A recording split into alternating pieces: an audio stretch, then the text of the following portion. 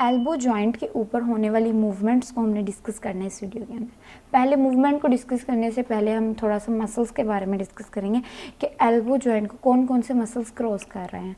अब मसल्स हमने एनाटॉमी के अंदर बहुत अच्छे से पढ़े होते हैं, जिसके अंदर हमारे पास ब्रेकियालिस मसल आता है, ब्रेकियोरेडियालिस मसल आता है, हमारे पास एनकोनियस मसल होते हैं, सुपिनेटर्स होते हैं, प्रोनेटर्स होते हैं, बाइसेप्स ब्रेकाई होता है, ट्राइसेप्स होते हैं। यानी कि ये सारे मसल्स होते हैं हमारे पास जो हमारे पास एल्बो जॉइंट पे होते हैं। अब यही मसल्स होते हैं जो क्या करते हैं, हमें एल्बो के ऊपर मूवमेंट्स के अंदर हेल्प करते हैं। अब कौन सा मसल कौन सी मूवमेंट करवा रहा है वो हम देखेंगे। जो मेन 4 मूवमेंट्स हो रही होती हैं एल्बो में, उसमें हमारे पास आती है फ्लेक्शन, एक्सटेंशन, प्रोनेशन और सुपिनेशन। यही मूवमेंट्स होती हैं मेन जो हमारे पास एल्बो जॉइंट के ऊपर हो रही होती है। सबसे पहले हम देखते हैं फ्लेक्शन को।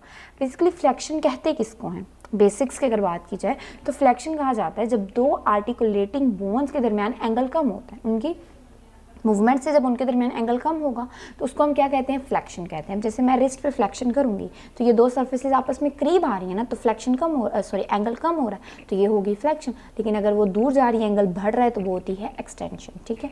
अब फ्लेक्शन में हमारे पास जो मसल्स होते हैं, जो सबसे ज़्यादा मेन मसल होता है वो ब्रेकियालिस मसल होता है। प्राइमरी जो मसल होता है ना वो हमारे पास ब्रेकियालिस मसल होता है। उसके साथ साथ हमारे पास बाइसेप्स ब्रेकाई भी होता है और हमारे पास ब्रेकियोरेडियालिस मसल भी होता है। अब जो हमारे पास ब्रेकियालिस मसल होते हैं, इनकी इंसर्शन और रीजन वगैरह तो हम एनाटॉमी के अंदर बहुत अच्छे से पढ़ते हैं। अब जो ब्रेकियालिस मसल होता है ये ज़्यादा इक्वली इफेक्टिव कब होता है?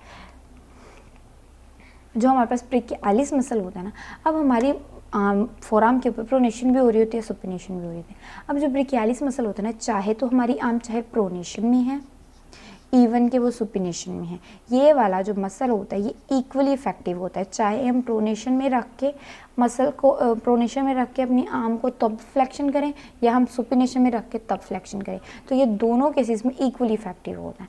आगे आती है बाइसेप्स ब्रेकाई की बात। तो बाइसेप्स ब्रेकाई मसल जो होता है ना, ये जब ज़्यादा एक्टिव होता है, ये एक्टिव होता है हमारे पास सुपिनेशन के दौरान। यानी कि जब हमारी फोरआर्म जो सुपिनेशन में होती है, वो ऐसा क्यों होता है? जब हमारे पास हमारी फोरआर्म सुपिनेशन में होती है ना, तो तब जब बाइसेप्स ब्रेकाई मसल है ना, इस मसल पे आ रहा होता है स्ट्रेच, उसके नतीजे में तब ये ज़्यादा इफेक्टिव होता है। लेकिन जब ये हमारे पास प्रोनेशन में जाता है ना, तो उस पर स्ट्रेच नहीं आ रहा होता, तो उस वजह से तब ये कम इफेक्टिव होता है। फिर आ जाती है बात ब्रेकियोरेडियालिस की। तो ब्रेकियोरेडियालिस का ये होता है कि जब हमारी आर्म जो होती है ना, इन दोनों के दरमियान में होती है, प्रोनेशन और सुपिनेशन के दरमियान में होती है। अब क्योंकि ब्रेकियोरेडियालिस मसल जो होता है वो कहाँ जाके इसकी फंक्शन हो रही होती है? रेडियस पे जाके हो रही होती है ना, लेटरल साइड पे।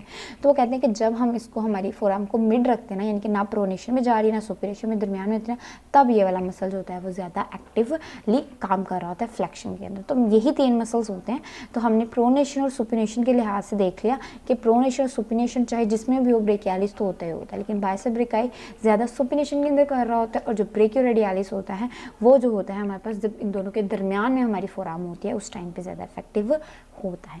अगर हम एक्सटेंशन की बात करें तो एक्सटेंशन में हमारे पास 2 मसल्स होते हैं जो हमें असिस्ट कर रहे हेल्प कर रहे होते हैं। एक तो मेन जो होता है वो होता है ट्राइसेप्स ब्रेकाई मसल हमारा, और उसके साथ साथ एनकोनियस मसल भी होता है हमारे पास जो हमारी एल्बो के ऊपर एक्सटेंशन के अंदर हेल्प कर रहा होता है। उसके बाद आ जाती है प्रोनेशन। तो प्रोनेशन का जो मेन मसल है वो तो होता है प्रोनेटर क्वाड्रेटस, प्रोनेटर क्वाड्रेटस।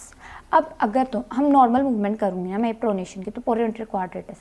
लेकिन अगर मैं असिस्टेड मीनिंग कि जो है वो रेजिस्टेंस दे रही हूँ ना, रेजिस्टेंस, तो रेजिस्टेंस दूंगी तो तब जब मूवमेंट करूँ ना, तो इसके साथ हमारे पास एक और मसल एक्टिव हो जाता है, वो होता है प्रोनेटर टीरीज भी असिस्ट कर रहा होता है। चाहे तो हम प्रोनेटर टीरीज कब करता है? जब तो यार रेजिस्टेड मूवमेंट हो रही है या कोई रैपिड एकदम हम प्रोनेशन करते हैं, तो उस टाइम पे फिर साथ में प्रोनेटर टीरीज भी असिस्ट कर रहा होता है। इस तरह सुपिनेशन जो हमारा सुपिनेटर मसल होता है, जैसे इसके नाम से पता चल रहा है, ये मसल हमें असिस्ट कर रहा होता है सुपिनेशन के अंदर। लेकिन क्या होता है कि जब हमारी आर्म फ्लेक्शन में होती है ना, तो फ्लेक्शन में होती है जब, तो तब हमारे पास साथ में बाइसेप्स ब्रेकाई मसल भी असिस्ट कर रहा होता है सुपिनेशन के अंदर। यानी कि फ्लेक्शन में रख के जब हम थोड़ी सी जब फ्लेक्शन की और तब सुपिनेशन करेंगे ना, तो तब हमारे पास साथ में हमारा बाइसेप्स ब्रेकाई मसल भी हमें असिस्ट कर रहा होता है। यही कुछ बातें थी जो मूवमेंट से रिलेटेड थी एल्बो जॉइंट के ऊपर। अब नेक्स्ट वीडियो के अंदर हमने डिस्कस करना है जी लोड्स जो है हमारी एल्बो जॉइंट पे जो होते हैं।